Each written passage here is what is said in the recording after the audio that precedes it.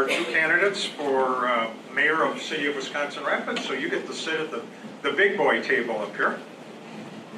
Matt Zacher and Tom Mews. And as they're coming up, also I'd like to, Senator Teston mentioned, Scott Soik is here. He represents Congressman Derek Van Orden. And thank you, Scott. And Scott was one that said if you have any federal issues, he's more than willing to spend time afterwards and chat with you. So thanks very much, Scott, for being here. So, okay, we will, if you want to just, again, introduce yourself, and we will have a couple questions, and then we'll open it up for anyone that has any questions for you. So, Matt, why don't you start us off? Thank you for having us here this morning. Thank you to Midstate. Thank you for the Heart of Wisconsin. Thank you to the ladies who fixed breakfast for us this morning. It was excellent. So my name is Matt Zacher. I was born in New Berlin, Wisconsin. I went to high school at Waukesha Catholic Memorial. After high school, I went in the military. I was in for just under 4 years. I served in the 101st Airborne. I went to Desert Storm for just under 2 years. After the military, I got out. I went to the UW Milwaukee. I got my master's degree in social work, juvenile corrections. I worked in the juvenile correction field for multiple years in different positions. I ended up in school social work in schools in the inner city of Milwaukee. Got married to my wife Jenny at that time. We had our first son Martin. Started looking for a place to live in that area. Ended up back here where Jenny grew up. And we had 3 more kids, Lydia, Simon, and Vivian. And we've been raising them here for the last 18 years. I worked at, or attempted to work in the social work field here. But at the same time, I was able to work into buying into express recycling with my father and mother-in-law, Pat and Joe Kazicki, and that has been going on for 18 years. We're up to 12 employees now. We did buy them out years ago, so now it's my brother Tim and myself running that business, and working with them got me to the point now where, you know, I was able to talk with them and work through the finding out if I would be able to run the city of Wisconsin Rapids full-time, because it's not an easy undertaking, of course, as well as running the business, and they all gave me the thumbs up to be able to do this and take on this task. So I'm excited for it. I appreciate it. Thank you for your time. Good morning. Once again, my name is Tom Mews. As Matt said, we're very thankful for all the hospitality that we've gotten over the last couple of months here running for candidacy. Everybody's been extremely nice and very flexible and understanding to us. I'm a lifelong member of Wisconsin Rapids. My father worked in the beer and paper mill until retirement. My mom worked in another cheese industry here in Wisconsin Rapids. I have 3 siblings. I'm the youngest of them all, so I'm kind of the baby of the family. I also attended both private and public schools here in Wisconsin Rapids. Graduated from Lincoln High School, and after high school my intentions were to go to Universal Technical Institute, become a mechanic, and I couldn't fund it. My mom was a single mom and we just couldn't have the money. Honestly, I didn't have the credit score to be able to go to school, so I took the alternative and looked at the military. My family had a long history of serving in the military. I thought about just going like National Guard, something like that, but then as I spoke to the recruiters, the Marine Corps recruiter seemed to be the best one. They offer the best programs, and I was interested in mechanics to become a aviation mechanic. So that's what I went off to San Diego to do. When I got there, the planes crashed, so the program got stopped. So I was selected for Special Forces because of my test scores. So at that point I started working in security forces, which worked at embassies, Presidential Guard, silent drill teams, so on and so forth. So I've been around the world. First year I spent on USS George Washington in the Gulf. So the Kenya embassy bombings, and also the attack on the Cole, that was our battle group. So we were the reaction force to that. So we did a lot of a lot of exercises with the Navy SEALs at that time at different embassies. I'm out of time, so we'll give it back to Matt here. One of the questions folks have is, we talk about economic development. That's obviously a big issue for both the city and all the communities represented here. What are some things that, if you are elected mayor, you could do maybe to foster maybe a joint effort between the other cities and the other villages and the townships around to maybe help grow the economic base here? So it's never been easy, but to be able to communicate with the surrounding communities. But I think that now's the time to be able to. We have to do it. You know, we're going from one economy to a future economy that we're not even sure of what that's going to look like at this point. And I think we all know we're in the same boat. I've spent my life learning how to communicate, learning how to listen, and actually understand what people are saying, and then taking the time to find the middle ground between the groups of people that need to be able to communicate effectively and come up with ideas for the future that can actually help move things forward. And I'm going to continue with those skills, building those skills, talking with the people, bringing people together. I've spent the last 18 years building the relationships and bringing folks together, whether it's through business, through the Chamber of Commerce, through the people that we meet through the kids at school, stuff like that. So it's been a great experience, and I know that I'm ready for the challenge to be able to bridge the gaps in communication and have those folks together so we can move forward. And what I take is building an entrepreneurial spirit in the community, working with the government entities, the schools that are there. All the organizations are there. We just need to bring together a stronger, more comprehensive entrepreneurial program to work towards the skills that we get either through college or we get through the trade programs, and be able to see those and work together as a community to build those skills and build the economy from within.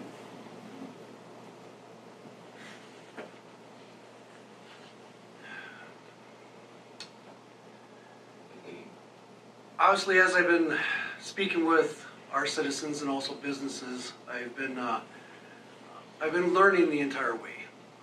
As a resident of Wisconsin Rapids, I know the situation that we're in. I also worked at the paper mill, so I am one of the displaced workers from that.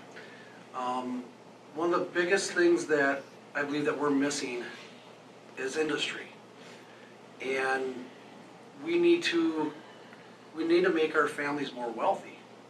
As simple as that. With inflating prices of our products, families are having a hard time paying for things.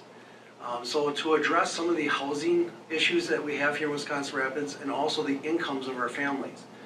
As a resident, I've already reached out to different companies that I think would be a good fit for Wisconsin Rapids and in the surrounding areas. And I've actually got a response back from these industries that would have given stipulations basically saying that they would come to Wisconsin Rapids if this happened. If I can do that as a resident, I can just imagine what I can do as a mayor. So that is my main focus, is to get things that we have now kind of corrected, remove some of the restrictions, to bring in more industry and look out for our citizens.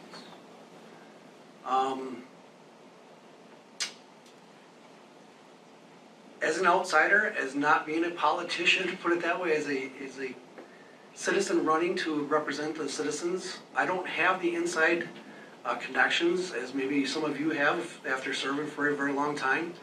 But I believe that Central Wisconsin has a very unique situation. We can learn from communities like Brokaw, Whiting, Port Edwards. We know what's actually coming. We know that we're at the top of our economy right now to where it's only going to get worse. So with that, I would like to address some of those things to prepare for the future, and I believe we have enough information to do that. Just, if you want to just keep that right there, you did mention a little bit about affordable housing. Are you hearing that out on the trail, or what? And maybe there's some ideas you have. Both of you will get a chance to answer, but on affordable housing. Yes.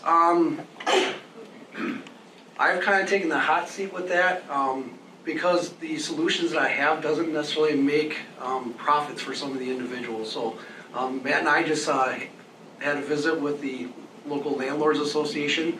I knew walking into that meeting, some of the proposals that I would have would not be very popular. And I also kept track of what happened with the housing summit here at Mid-State Tech last week. Our community has a very aging infrastructure of homes. We do have some newer apartment structures, but for the most part, some of our older homes are actually owned by the landlords. And because it's an investment opportunity for the landlords, they'll purchase the properties either from a family that maybe the individual has deceased and the family just doesn't want the house. Or if it's a bank repo, they're buying the properties at a very low amount as an investment opportunity. They turn around, stick the money into it to get it ready for somebody, for a tenant to take this place, and their overhead costs to run that property continually go up, and they transfer it off onto to the tenants.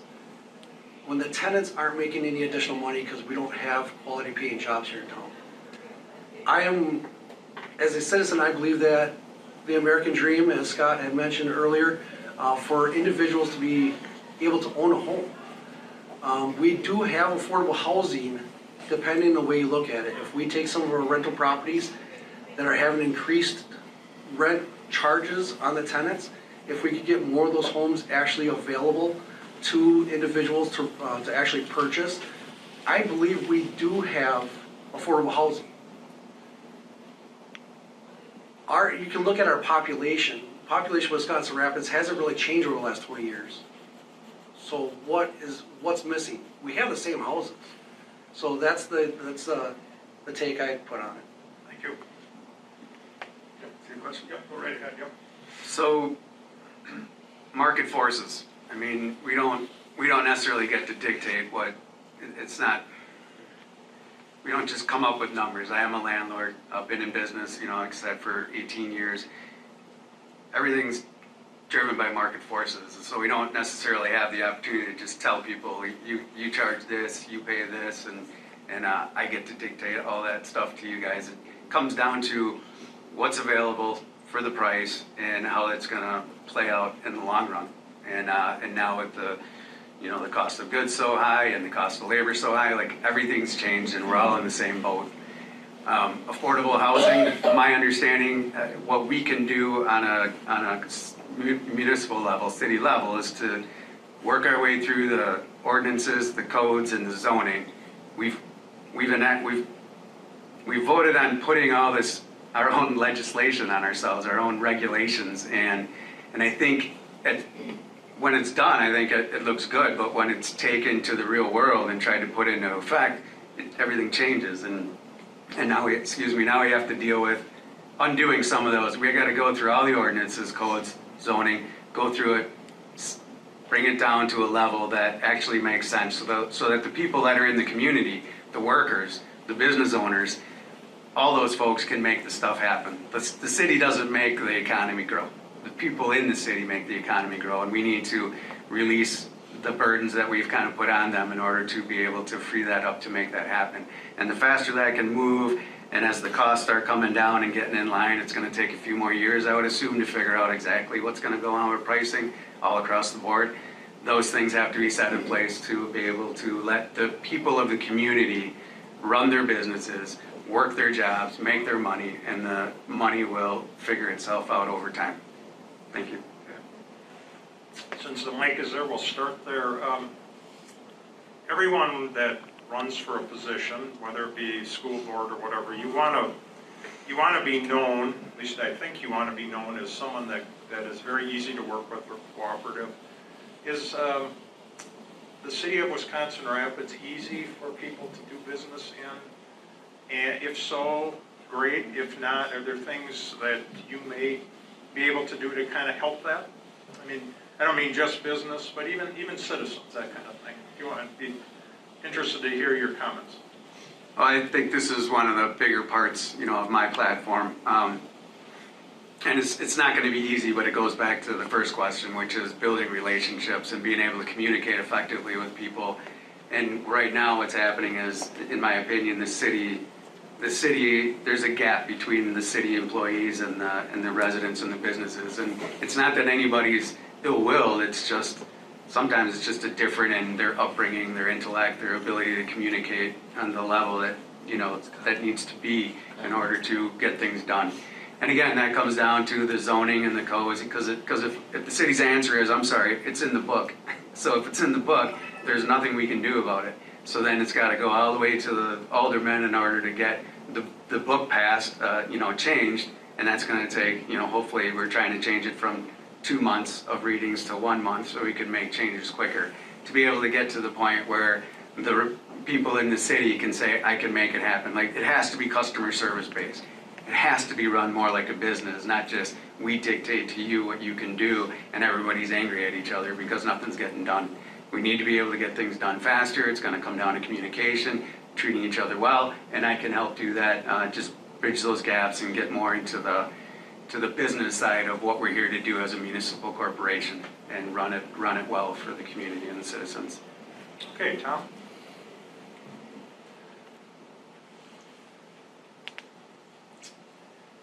It's no secret that obviously since announcing my candidacy, I've been reaching out to other communities. I've talked to area contractors, I've talked to area schools, reached out to out of the area, even out of the state of Wisconsin, to talk to different businesses. And throughout all of that, anybody that's aware of Wisconsin Rapids, they said in order to even be interested in Wisconsin Rapids, we would have to remove some of the city policies, including some of the individuals that we have in our city administration. Obviously, I don't want to name out individual names, but there's individuals that have come to our community, are working here, that have come from other communities. And those communities removed them from office, and now they're working for Wisconsin Rapids. Our purpose that we have from our city administration is to adapt and represent our citizens and bring businesses in that they can work at. When businesses will not come here because they have a pre-representation, a pre-idea of what they're walking into, we can't. Even local businesses that we have now are leaving because of some of the policies, ordinances that our local government has put into place. Every single business that I've spoken with, every single contractor that I've spoken with, the landlords that are leaving the areas and selling their properties in the areas, a few names keep coming up. And it's one of those circumstances where I can't just necessarily go in and be bullheaded and just constantly remove people, but we need to have people in positions of authority within City Hall that can answer the questions, and also remember that the platform I'm running on is actually the Constitution. Our citizens are being infringed upon by our own government. We need to remove that stuff. We need to remove the ordinances. They're inflicting on our people from actually having their own liberty. With that, I'm out of time. Okay, it's your turn. You don't necessarily have to reside in the city of Wisconsin Rapids to ask a question or have a concern, voice a concern. Obviously, this is one region here, so they are most kind and generous to answer any questions you may have. So we'll just open the floor. As a member of the school board, we're seeing a good number of expulsions in the last couple of years of our kids. The number has gone up. The kinds of offenses we're seeing are going up. The age is getting younger. And as schools are being told that we need to do something about the truancy. And I guess the way I see it, our schools are open as a freedom of truancy, where they're available, and we have all kinds of things in place. But what do you see as like for our youth right now in the city of Wisconsin Rapids? What can we offer? Social services. We don't have enough therapy for kids who are needing services. And what do you think we can do to help our youth with having some issues? Is that directed toward anybody specific or both of us? You both can answer. Okay. I'm not married, but I've been with the same gal for 10 years. We have 3 children together. She's actually a registered nurse at Marshall Hospital in pediatrics. So I'm very aware of what's happening with our youth that need services from the clinic. I also have been part of a group that has supported some of our area public or school board members, Chris, Mike, and also Julie in the past. I started my 3 younger children in the private school system, and now my oldest is at Lincoln High School. Obviously, as a graduate from Lincoln High School, I know that there's some challenges out there. A lot of it was brought on during the Walker administration with the teachers union. A lot of those individuals either took early retirement. We lost a lot of experience within the teachers. The other thing that is affecting our mental capacity here in Wisconsin Rapids is that our families are literally living in poverty. More of them are working more hours at different jobs, whether they have 2 or 3, and the children have less parental guidance at home. Some of these social experiments that are going on right now with Furbies or litter boxes in schools are unacceptable. It's not happening, no. Just don't. Okay, this is from my citizen's point of view. And as a resident, My God. okay, Carry on. I have a student in the high school and I know exactly what she has been seeing. Litter boxes. Right, and we also have 6th graders. High school? We also have 6th graders having intercourse and being caught at the junior high level. Also not true. Okay. Don't lie about what's happening. This is exactly what I know. If this is wrong, then we need to have this communication put out there. Who is actually sharing this information with anybody? This is the information that the residents of Wisconsin Rapids and Wood County are aware of. These are the concerns. I hear somebody else, I will put myself out there because I will fight for our residents. If it is untrue, I will listen to you. Have you ever called me, Tom? Yes, as a matter of fact, 2 years ago when you sent out the flyers to contact you, I did call, and the numbers that you gave me were incorrect. You mean. Ma'am, go for it. I know I. So for those who do know me, over the last 18 years, I guess 15 since Chamber, I started getting this, in my head. It's always been about bringing everybody together, like all the organizations in our community, and have a comprehensive. I guess I always figured it was more of an entrepreneurial platform, an entrepreneurial spirit built, and I'm learning more and more through the county right now and their efforts with the entrepreneurial ecosystem.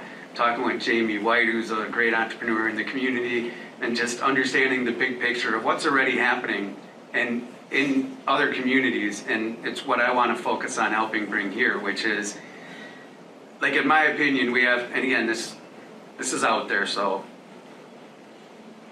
I just had 3 kids. I have one that just graduated from Lincoln, one that's going to this year, one that's coming up next year, and a 12-year-old. And they all did really well. But they all did really well because they have the support system in order to give them the tools in order to do that, and then translate that into school when they're there. But let's just say 50% of the people that are going through our school system, of the kids going through, understand what college is about, what it's for, and have the passion and motivation to take on those challenges and that competition. But the other 50% kind of know from the get-go, and their parents know, and we know, they don't, I hate to say it, they just don't have a shot, right? So I think those kids are the ones who are frustrated, angry. They don't have a support system at home, maybe. They don't have the tools to be able to handle life as it is right now. So I think a new program that can be designed, and again, I don't know how this works because I understand that we don't just snap our fingers and change the educational system, and if that starts at federal level to the state level and comes down to our community. But something needs to be done to give that 50% of the kids that hope, the critical thinking skills, the tools to be able to use their hands, use their ingenuity in a way that makes them have pride and feel good.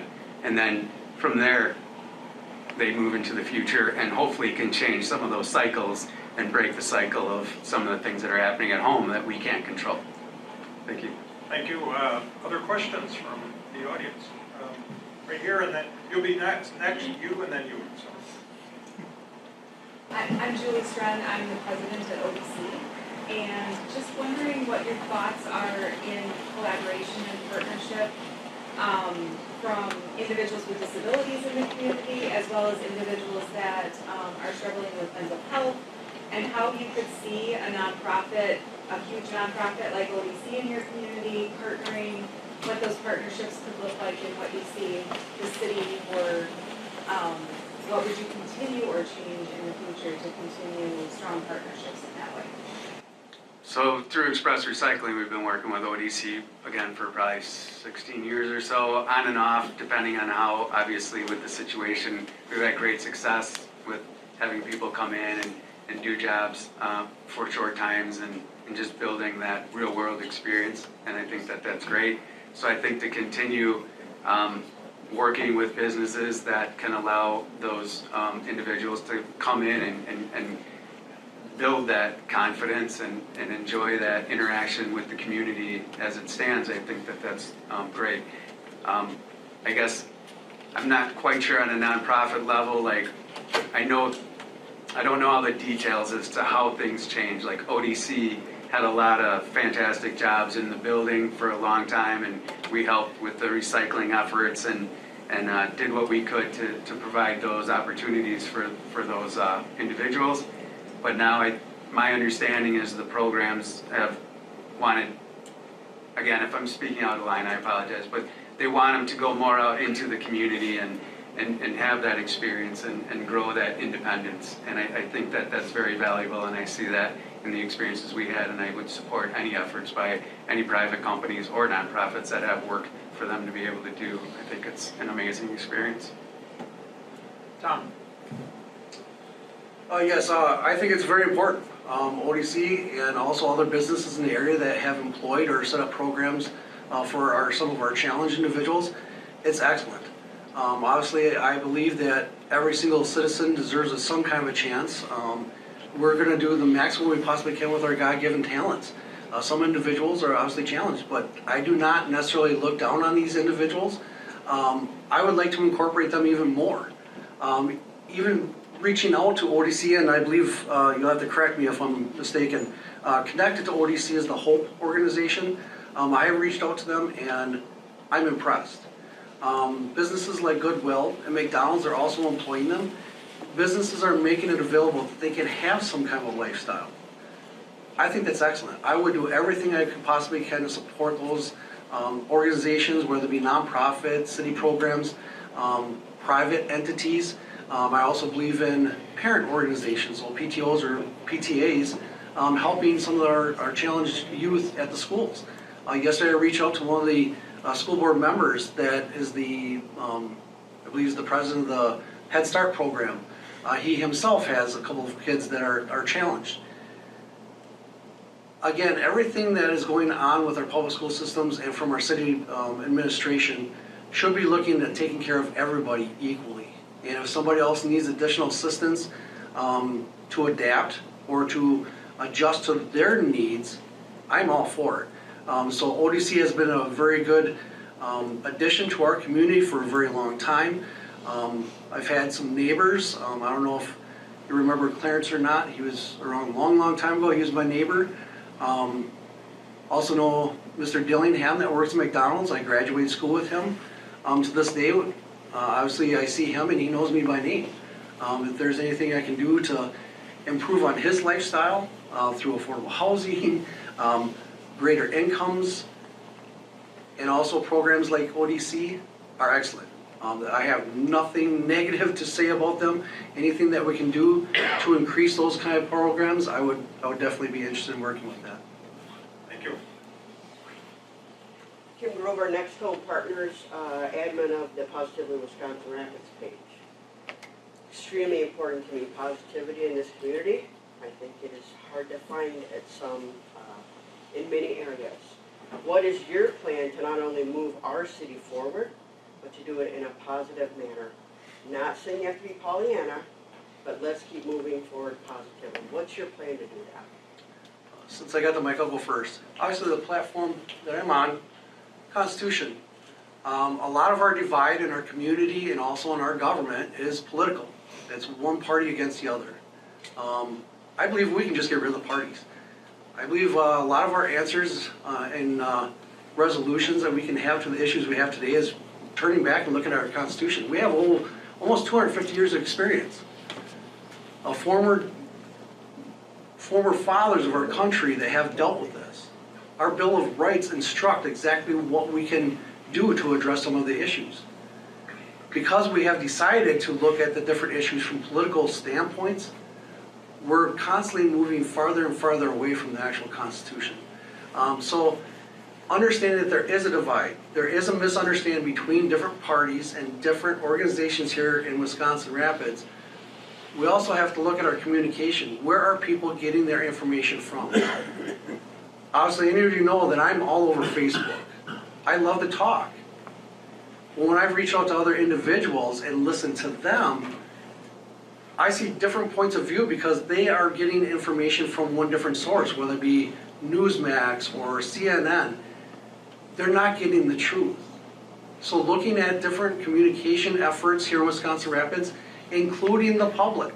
So for some of us, obviously as mayor, we're going to be depending on the council to talk to their constituents. One of the proposals I would have is actually a mayor's public advisory commission, where I would actually use a lot of money that I'm getting to pay some of our citizens to come in and share their opinions. And through that communication, hopefully some of the issues that we might not understand or say that are untrue can be addressed. Instead of having to go through the whole political system, it can be very direct from the mayor's office. I believe we have everything set up in place already. We've been running these institutions for a long time. We have aldermen, which are paid people from the community to talk to the people, to come in and talk to the mayor and bridge those gaps. That's the whole point. And they're elected by the people in order to do that job. Now, if we don't like them, then we should vote in new people and let them do the same job. But ultimately, that is their job.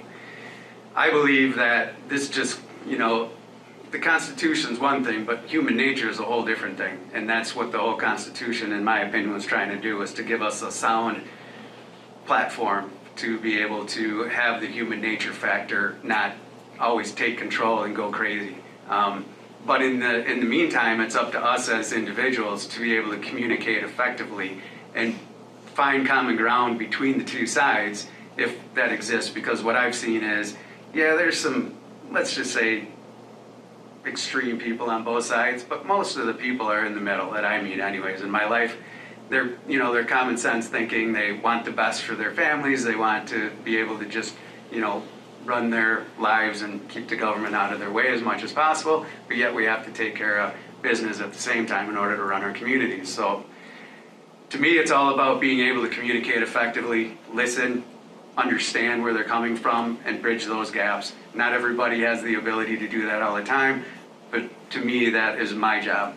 I'm not doing this for my benefit. I'm doing this for the benefit of the community and to help everybody else reach their goals and reach their dreams, so that, if they're doing that, we're going to uplift our community, because that's what our community is. It's the people. So, thank you. Thank you. Other questions? Yep, go for it. Yeah, Colton Kissinger with the Insurance Center.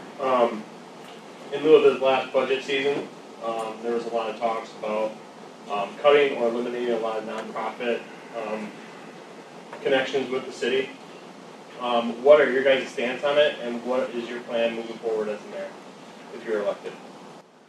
So, I've been on the Finance and Property as chair for 2 years. I haven't really made, it's easy to talk about, figuring out how to get new street construction within the operating budget, so that we're not taking out debt every year in order to keep our infrastructure in place. But at the same time, we need to keep our infrastructure in place. We already complain about the roads. I know that's the number one complaint that I usually get from people. And we do the best that we can, given the circumstances, because it is so expensive, about $2 million to do about 1 mile of road.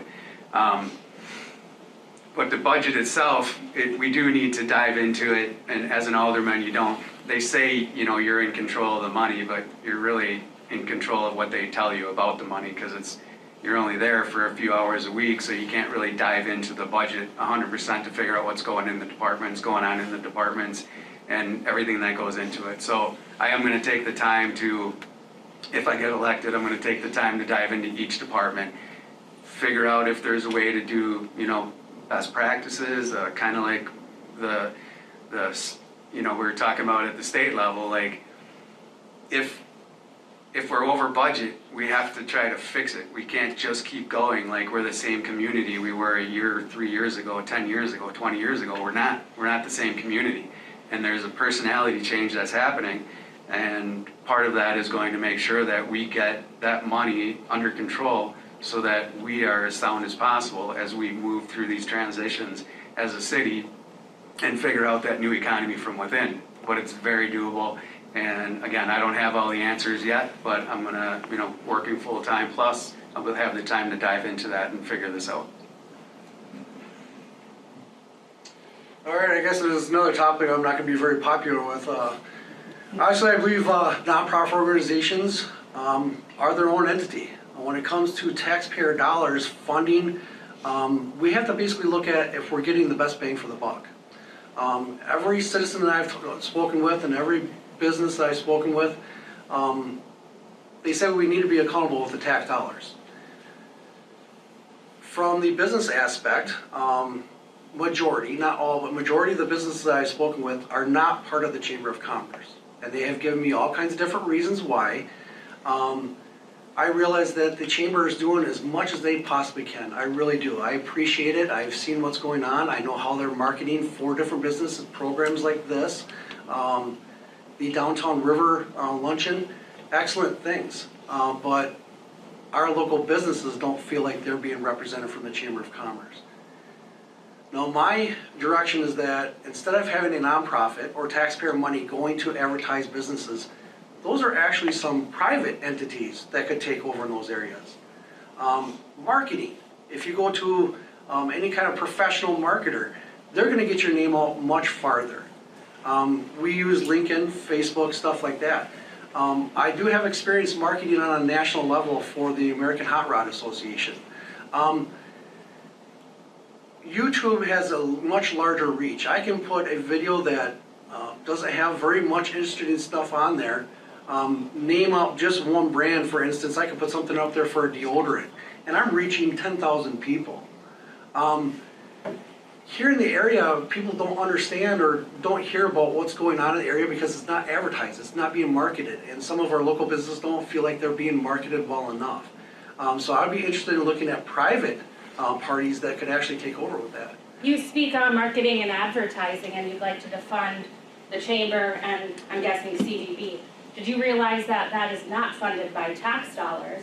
That's actually funded by room tax, and the city is legally obligated to give 70% of the dollars to a Convention and Visitors Bureau, and then the remaining 30% are allocated to Parks and Recs Department, a small portion to the chamber and so on, but that is not taxpayer dollars. As far as the money that the chamber raises for yourselves, no, that's not taxpayer dollars. I'm not talking about the money that we raise for ourselves. I'm talking about the partnership we have with the city. Right, so the partnership you have with the city, I believe in this budget season, it was $25,000 that you were asking for.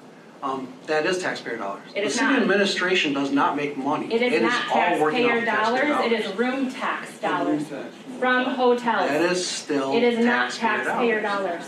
It is not. It's funded by visitors that stay in hotels, it's called the hotel tax. Right.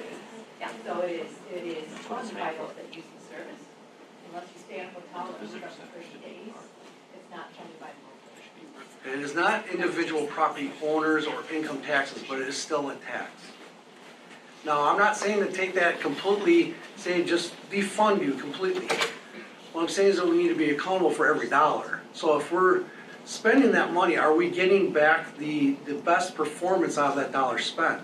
If it's a performance evaluation, if we're spending $100,000 on this program, but it's only attributing $10,000 of value, it's a liability. It is not an asset. We have to look across every program that is going on within the city administration.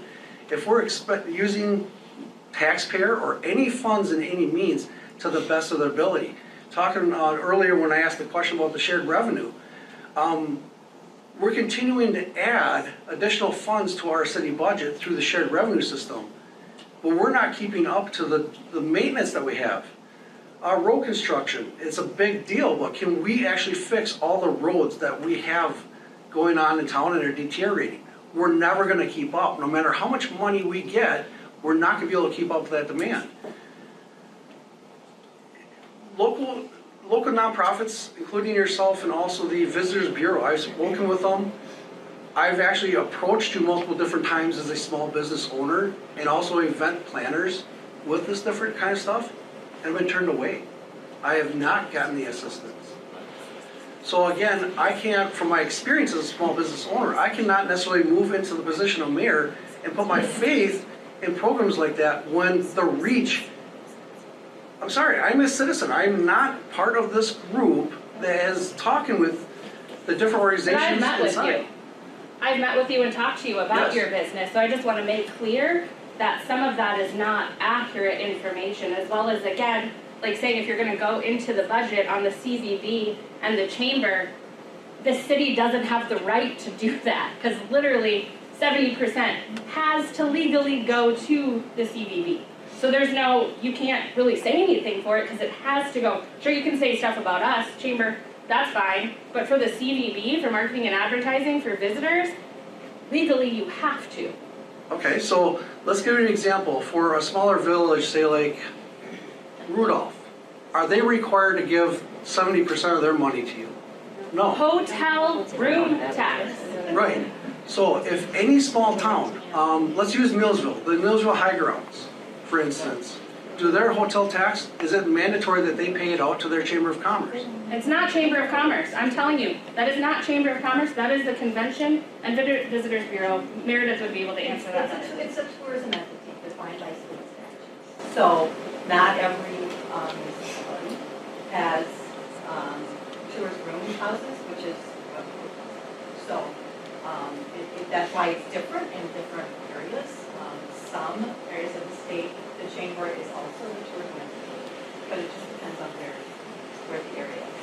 But by state statute, room taxes, which are paid for, they're collected by the hotels and passed on to municipalities, and they are paid for by the people staying in the hotel. So it's an 8% tax. Right. Part of that's divided up. Right. Now I recognize you, excuse me, but I have spoken with you multiple different times also. In those conversations, you expressed the concern of how much funding you have, to the point where you even had to shut down your merchandise store on the back side there. Well, no, that was actually due to the pandemic, because, when we shut down, the retail stores, right? So, Right. so that was more, that was a partnership to help support local, the fantastic art community, to support local artisans and local business owners, and we weren't able to sustain it when the pandemic happened.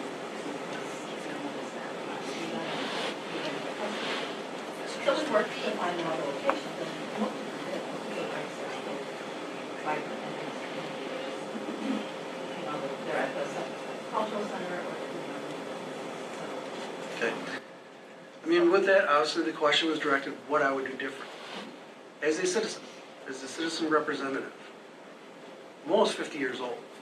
In that time, be a small business owner, being active within the area, going to different activities, it wasn't until I actually went through the city budget communications last year at City Hall that I was even aware of either one of your organizations. When I reached out to small businesses that I'm just associated with, they don't have necessarily a good rapport on local government and local advertising. That's the truth.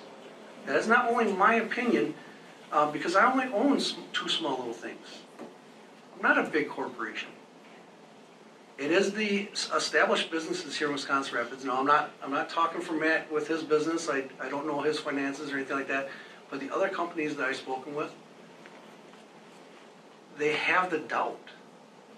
And again, when it comes to anything that comes from the mayor's office, I'm a civil servant. I'm representing the people, not the nonprofit organizations. I'm sorry.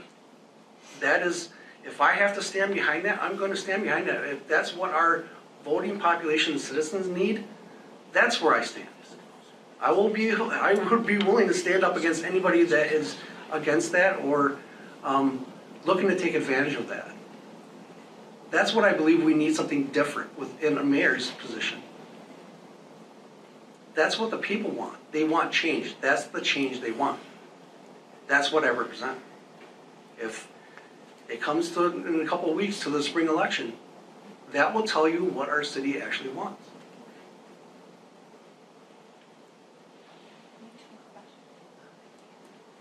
Time for a couple questions for lunch. Alright. So, obviously the biggest one that's up in the city right now is the ATV issue.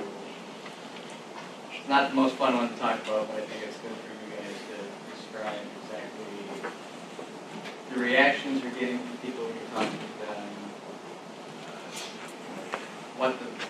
what the plan moving forward would be if the referendum's passed, if we got the referendum was passed.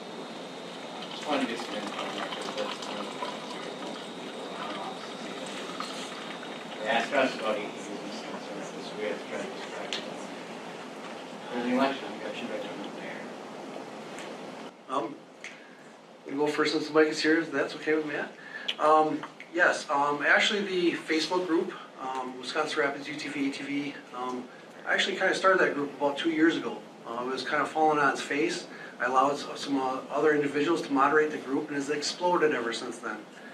They have taken over and done all the footwork to bring that up. Obviously, as a lifelong resident of Wisconsin Rapids, I have been riding ATVs, motorcycles, as young as 4 years old.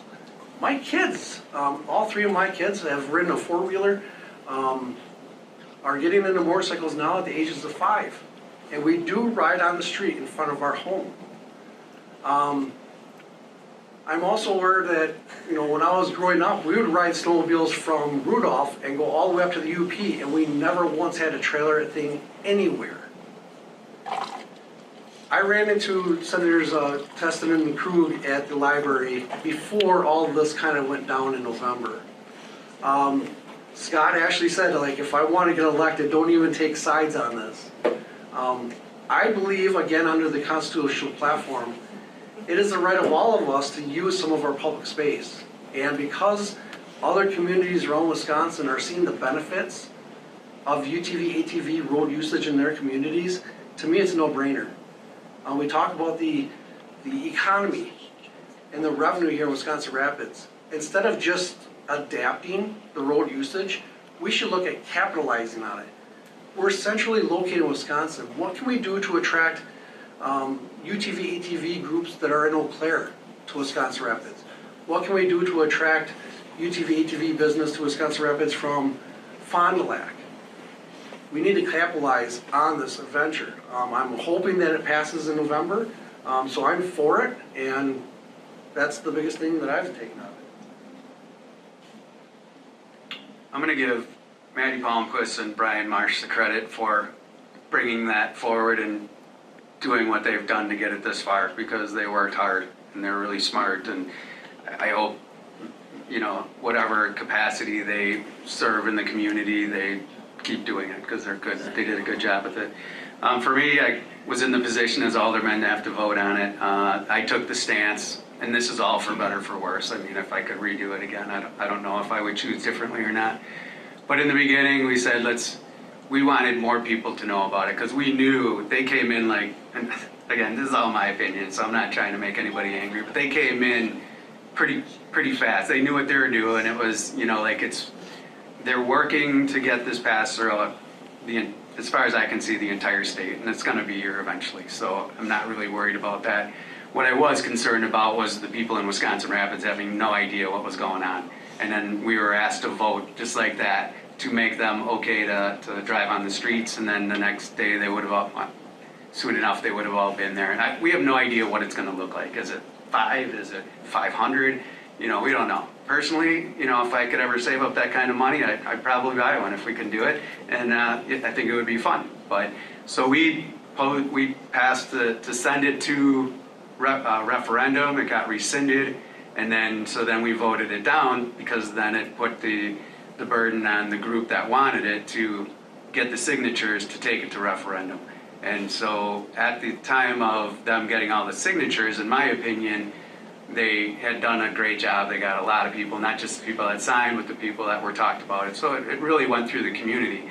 At that point in time, I was contemplating voting it through, except for then the nomination, the papers, they created a new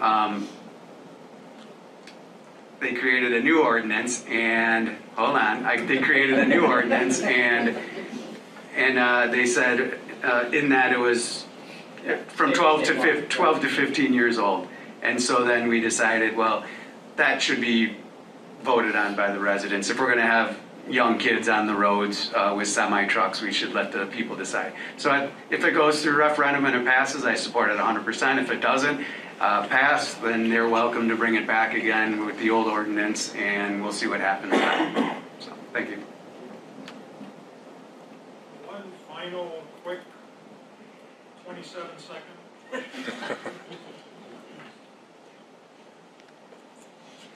thank you.